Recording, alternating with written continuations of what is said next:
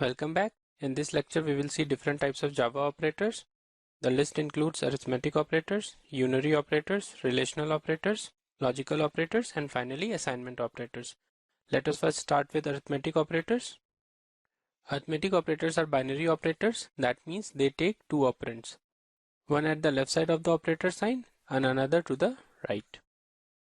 For plus operator, OPR1 is the first operand and OPR2 is the second. For addition, we use plus sign. If both the operands are numeric, then the result is mathematical addition.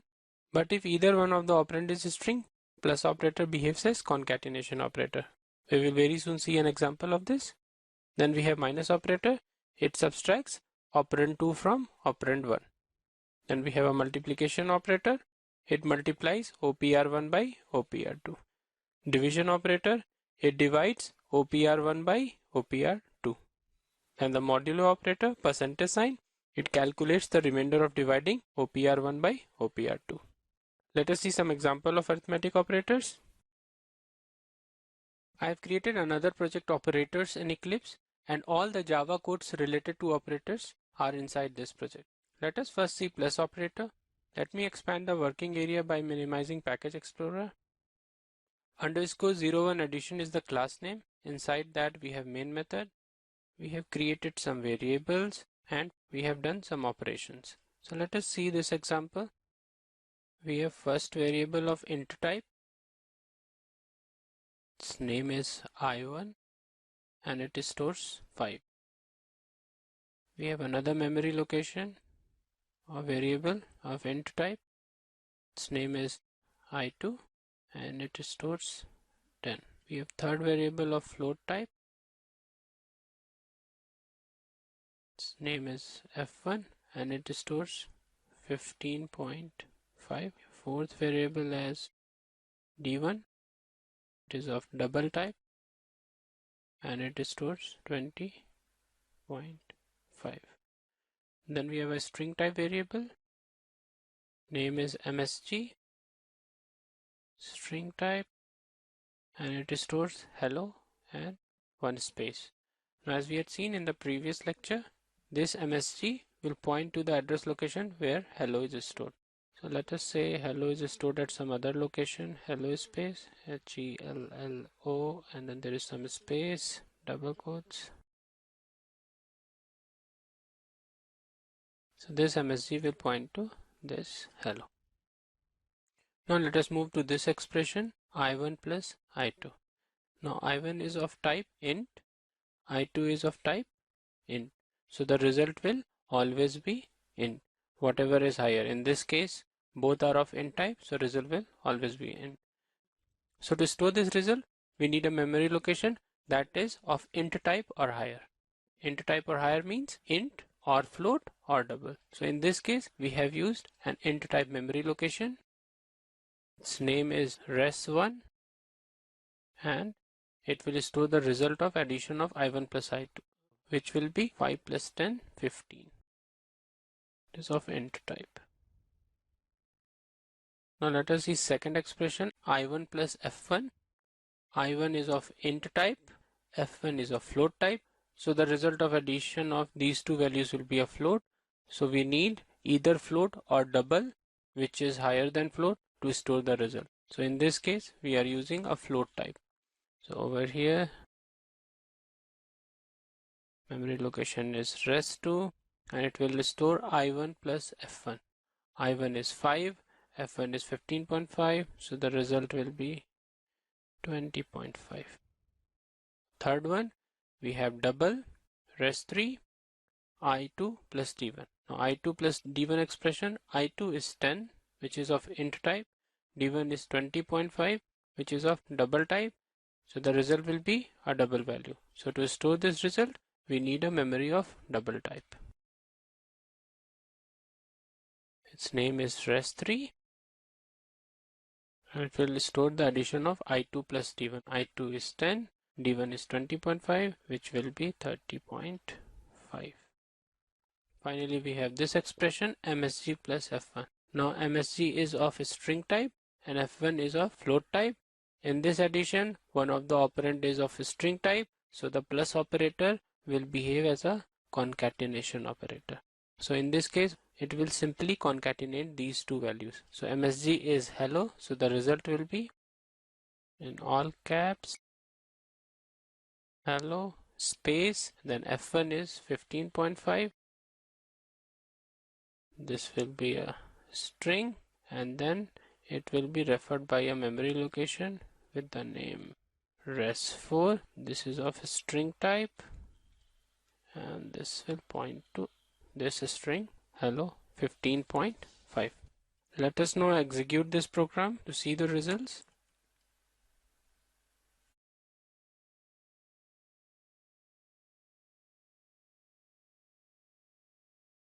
So res1 is 15, res2 is 20.5, res3 is 30.5, and res4 is hello space 15.5. Let us move ahead. As from the previous lectures, we know that these represents integer literals, and integer literals require 32 bits to store the data, but the capacity of byte is 8 bits. So what is happening in this case is compiler is trying to fit this data into the byte memory, the 32-bit data into the 8-bit memory, and in this case it is known as implicit casting. Now there are two checks in this. The first is the int literal should be within the range of byte data type, and which is -128 to 127. 20 is well within the range, and the second thing is compiler will do implicit casting for us. So what is implicit casting? Compiler will add byte to the code. Over here as well, since compiler is doing this for us, that is why it is known as implicit casting, and we do not need to write any code explicitly for this. I'll just remove it. So let's see what happens at the memory end. Let us check this example, number 20. So the binary value of number 20 is 10100. Now as we know that this is an int literal and we need 32 bits to store this number in the memory. So let us divide it in 4 parts, 8-bit, 8-bit, 8-bit, 8-bit. We'll start from the rightmost end. Well, 0, 0, 1, 0, 1, and rest of the memory location will fill with 0. So 0, 0, 0. This is also 8-bit, so 0, 0, 0, 0, 0.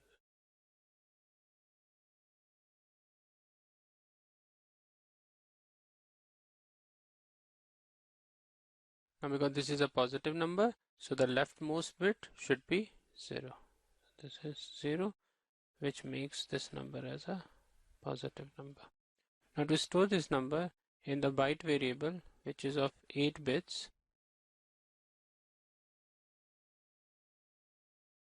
compiler will simply ignore all the leftmost bits. So compiler will start copying the bits from the rightmost end. 0, 0, 1, 0, 1, 0, 0, 0, and it will ignore all these bits. So we are left with this number. Leftmost bit is 0, which is positive, and it turns out to be number 20 only. There are some important points you need to note down. The first one is the result of an expression involving anything int sized or a smaller variable is always an int. So if you add 2 bytes together, you will always get an int.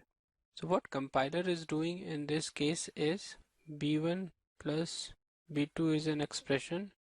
b1 is of byte type, b2 is also a byte type. So the compiler will implicitly typecast it to int. But what we are trying to do, we are trying to fit it into a byte memory.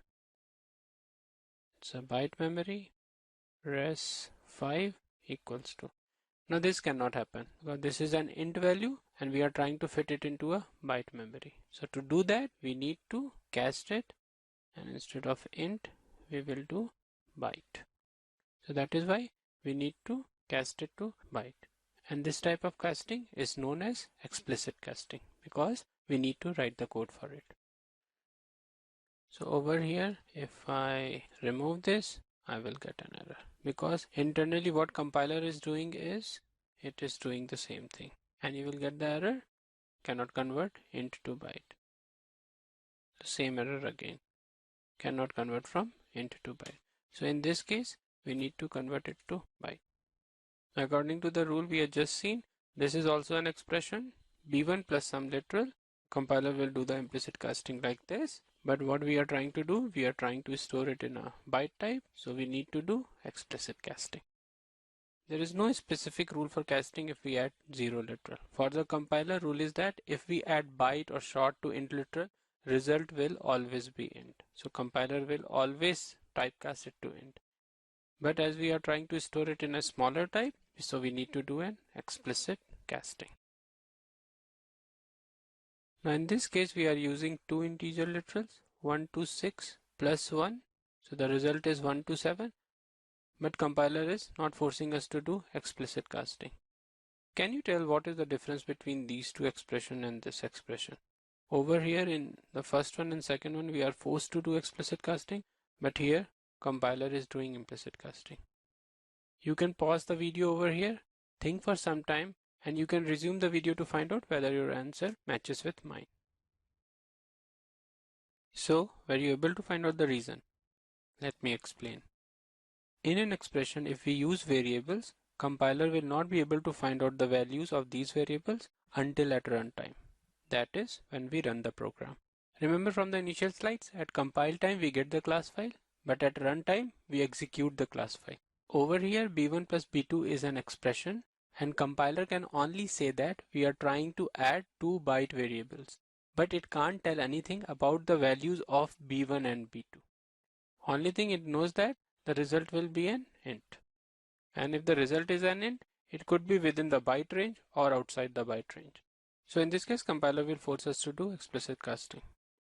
Now for example, if b1 contains 120 and b2 contains 20, the addition will be 140, which is well outside the byte range, and compiler will not know this until runtime. So compiler will force you to do explicit casting in such cases. Over here in this expression we are using literal values, and literal values are known at compile time. So in this case the result 127, and because this is within the byte range, hence compiler will do implicit casting in this case, which will be byte. We need not do it explicitly. Now let us see this example. We remove this. Now this expression also includes two literals, but in this case the addition 145 is well outside the byte range. So in this case compiler is forcing us to do explicit casting. But in this case we are trying to store 145 in byte data type. So let's see what will be the value of reset. So 126 plus 19 equals to 145. If you convert it to binary, you will get 1 0 0 1 0 0 0 1. Now because this is an int literal, so we need 32 bits of memory to store this data. So we are going to use 32 bits. First 8 bit, second 8 bit, third 8 bit, and fourth 8 bit. And we will start from the rightmost end.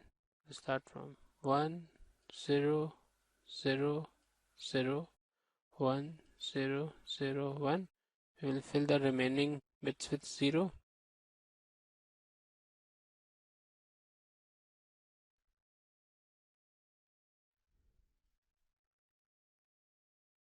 And because this is a positive number, so leftmost bit should be 0.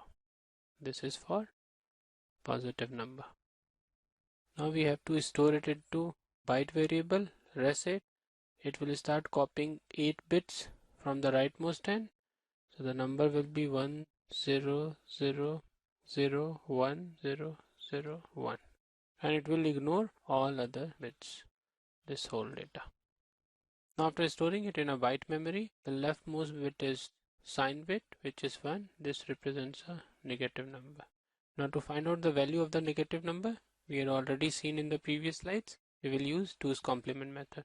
So first thing is, we will flip the digits. 1 will become 0, 0 will become 1, 0, 1, 1, 1, 0.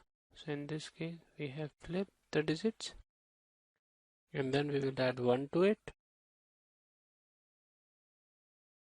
101, 1, 1, 1, 0, 1, 1, 0. Now let us find out the decimal value. First bit multiplied by 2 to the power 0, second bit multiplied by 2 to the power 1, then 2 to the power 2.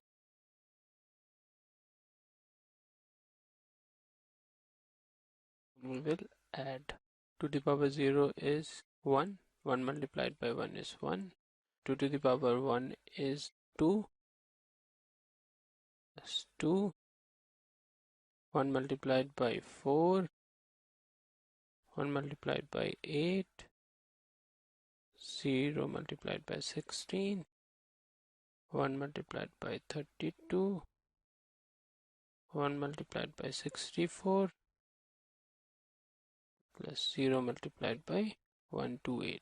So if we'll add this, you will get 1, 1, 1. So this number, which is negative number, this represents minus 1, 1, 1. Let us verify this.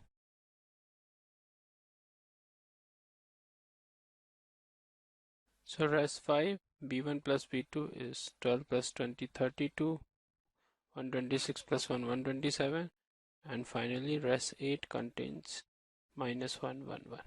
When we tried to fit 145 into a byte variable, we got minus 111 as the result. And this minus 111 is well within the byte range, that is from minus 128 to 127.